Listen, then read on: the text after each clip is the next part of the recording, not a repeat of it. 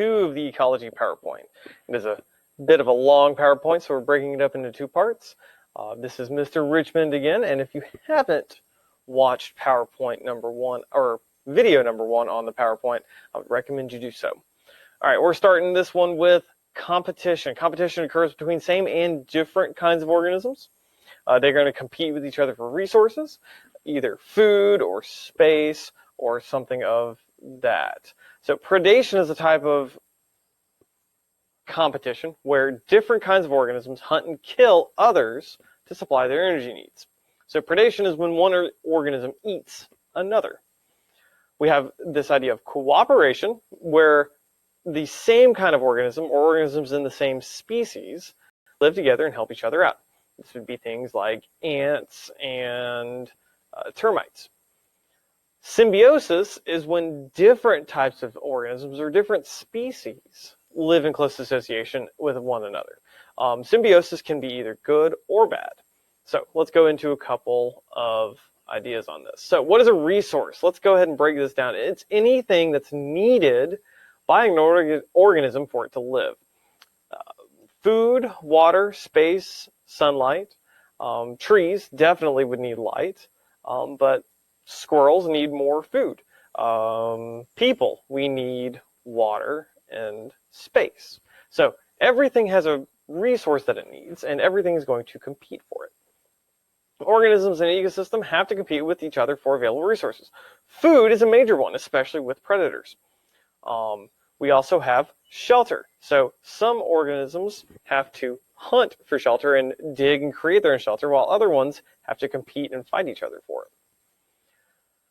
Mating. So 2 organisms, they have to compete for mates. For space and territory, if we think about wolves, wolves do not like sharing their territory, so they compete for a certain area. And light. Again, we talked about trees earlier. Trees, grasses, anything that does photosynthesis definitely competes for light. So, predation.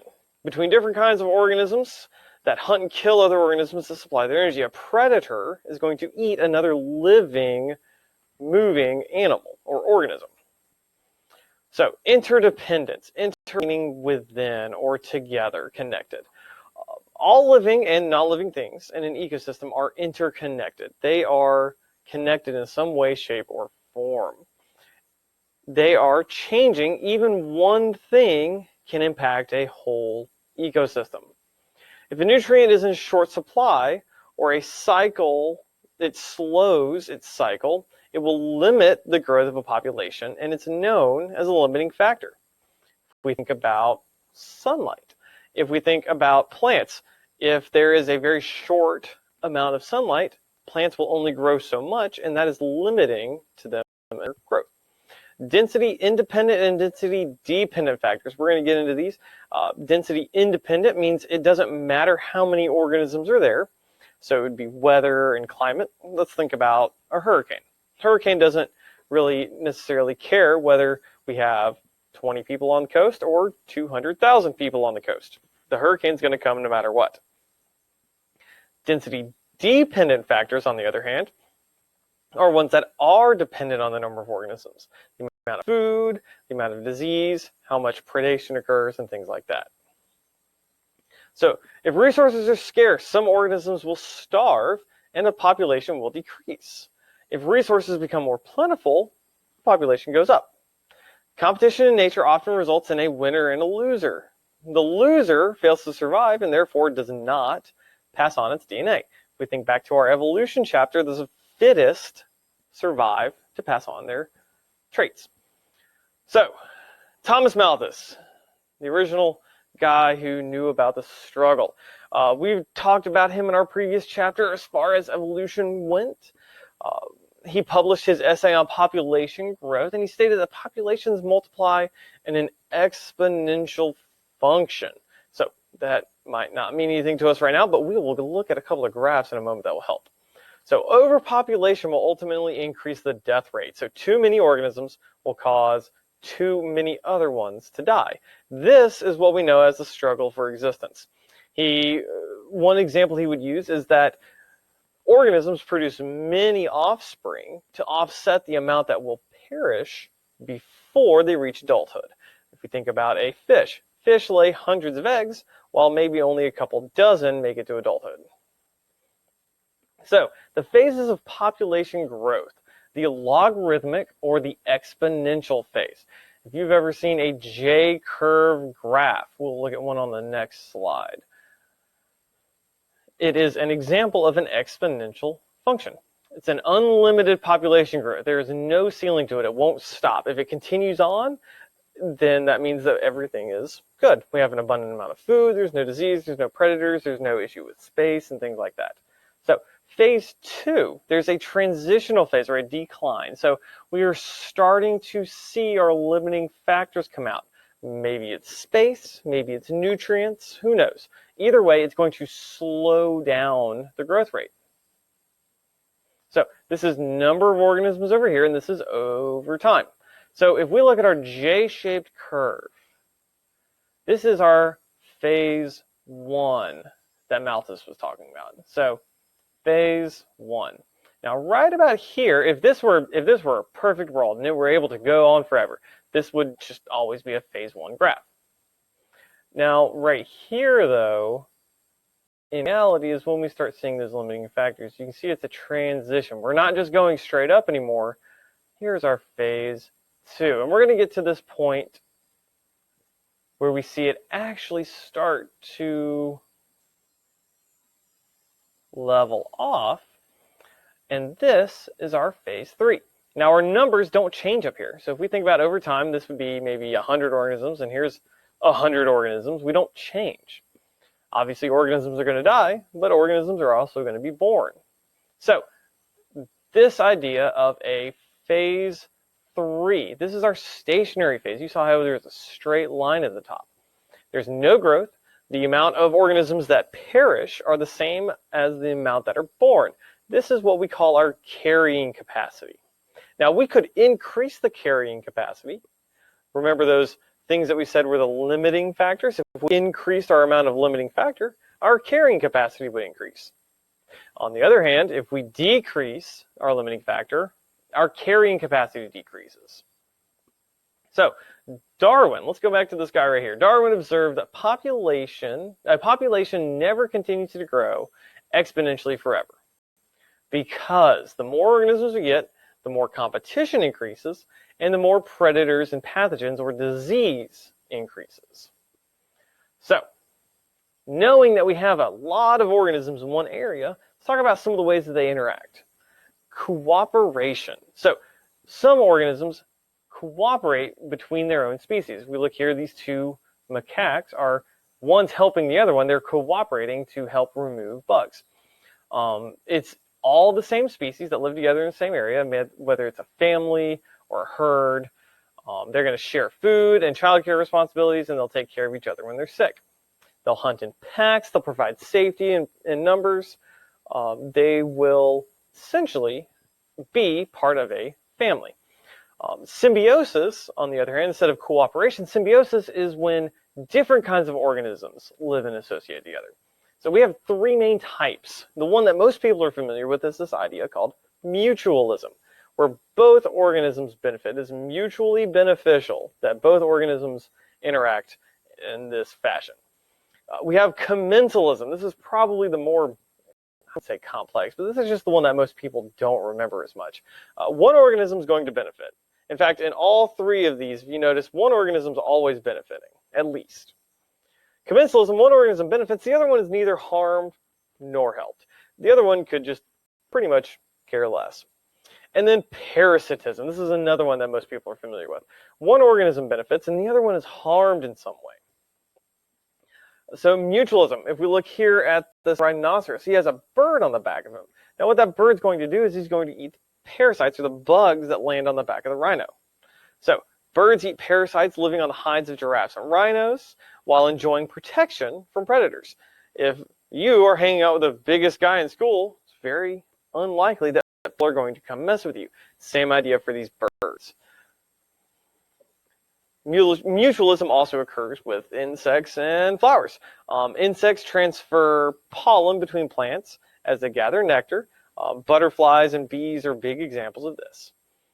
Clownfish and sea anemones. Clownfish have become immune to the stinging nettles on a sea anemone, so they are able to live within the anemone itself. And the fish bring food in there that gets dropped and eaten by the sea anemone. Commensalism. So one organism benefits, one organism doesn't really get affected. So if we look here, this shark, it's got these other fish around it. These are called remora, or pilotfish. These pilotfish receive scraps of food dropped by the shark. So the shark really doesn't care if there are these fish hanging around. They don't hurt him, they don't help him, they don't do anything. Once this shark has eaten a big meal, these guys will come around and eat the scraps left over. Hermit crabs make their shells in abandoned shells by snails. The snail isn't harmed by the crab itself. Whatever happened to the snail beforehand, the crab just gets its shell.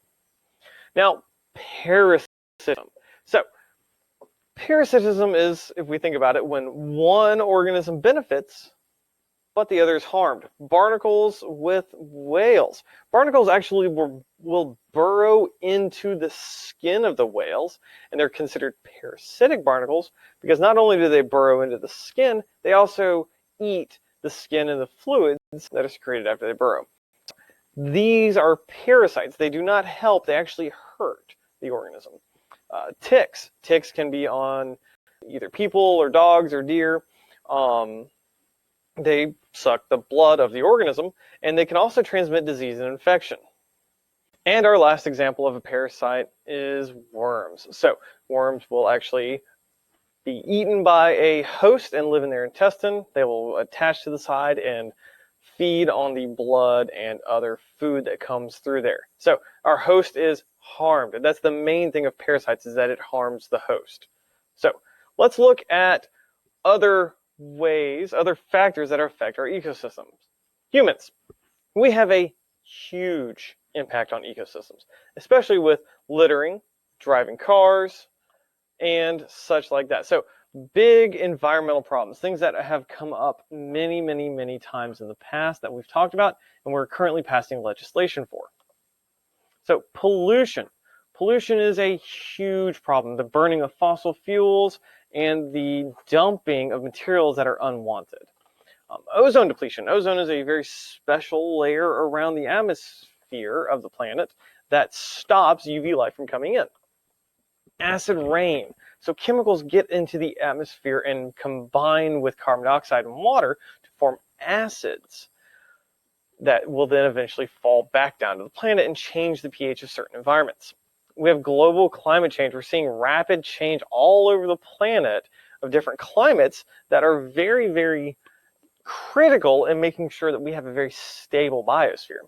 And then excessive waste. If we look over here, too much of the ocean is being just overrun with plastics and garbages and things like this.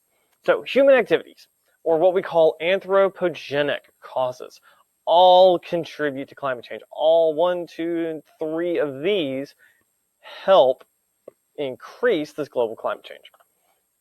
So pollution. When an ecosystem relieves a large input of a limiting nutrient, that can be pollution. Pollution is any time that something that's not naturally there occurs. So let's think about river runoff. Fertilizer. Fertilizer has tons of nitrogen in it, whereas small pond communities don't. If we have all this fertilizer run off of the pond, there's a lot of nitrogen. All of a sudden we have a lot of algae growing. We call it an algal bloom. It's very dangerous for all the fish because the algae will also suck the oxygen out of the water, creating a dead zone. Obviously, if there's no oxygen in the water, the fish can't live and they would die too. So our ozone layer, the protective blanket around the Earth. Ozone is a 3 oxygen molecule. It's unstable usually, but down here on the planet, if it were to occur down here where we live, it'd be toxic. However, high up above the stratosphere, the ozone layer provides an ultraviolet blanket. It actually stops all of these UV rays from coming into the planet so that it helps save all of these organisms down here. UV radiation is bad because it can damage DNA. So, things that could happen because of UV radiation: skin cancer, premature aging of your skin, cataracts, which is the lens in your eye, clouding up. It reduces crop yield, and it disrupts food chains in the ocean. So, reducing the amount of ozone in the atmosphere can have a drastic effect not just on people, but also on the planet. What causes ozone depletion? So these things called chlorofluorocarbons, also known as CFCs, released from air conditioners, aerosol spray cans, fire extinguishers, and industry. They destroy the ozone. These CFCs actually interact with the ozone molecules themselves and break them back down into regular oxygen. So one of the biggest CFCs that we could talk about is that CFC, chlorofluorocarbon, was used as a propellant in a lot of aerosol cans. And it was discontinued back in the early 50s once it was discovered that the ozone was actually being depleted. Acid rain. The cause of acid rain is 100% linked to the burning of fossil fuels. These release nitrogen oxides and sulfur oxides in the atmosphere. These oxides then mix with other materials and create nitric acid and sulfuric acid.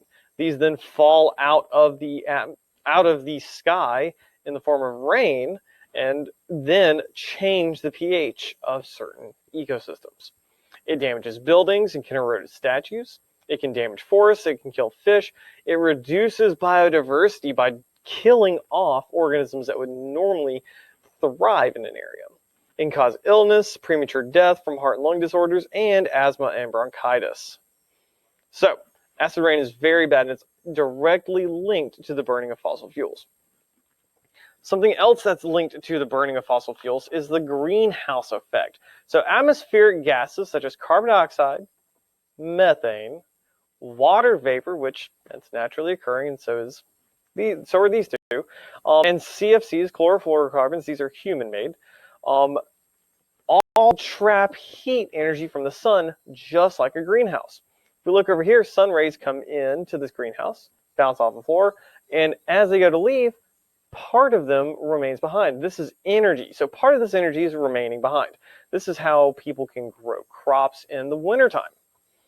This is what's known as the greenhouse effect. This area inside of here is much warmer than the area out here.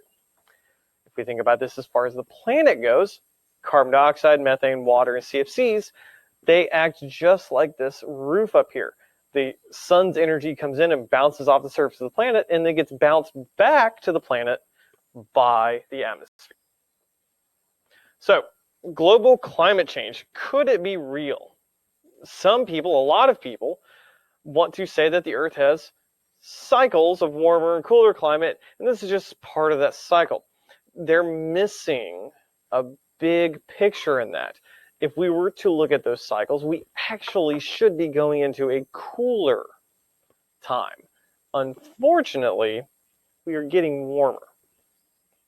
Mostly. Not everywhere on the planet, obviously, but mostly. Most scientists believe that the increase in global temperatures is a result of human activities, and is directly linked to the amount of CO2 that we have put off into the atmosphere.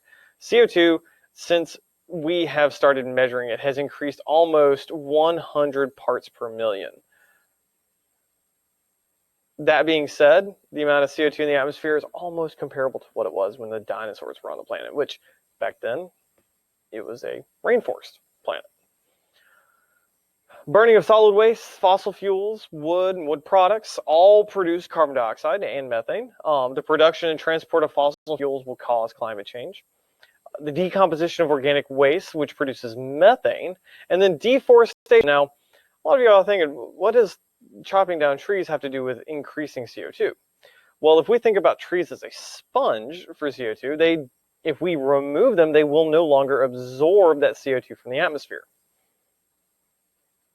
So what's so bad about this? I mean, some places could stand to be a little warmer, but the weather extremes are going to become too drastic.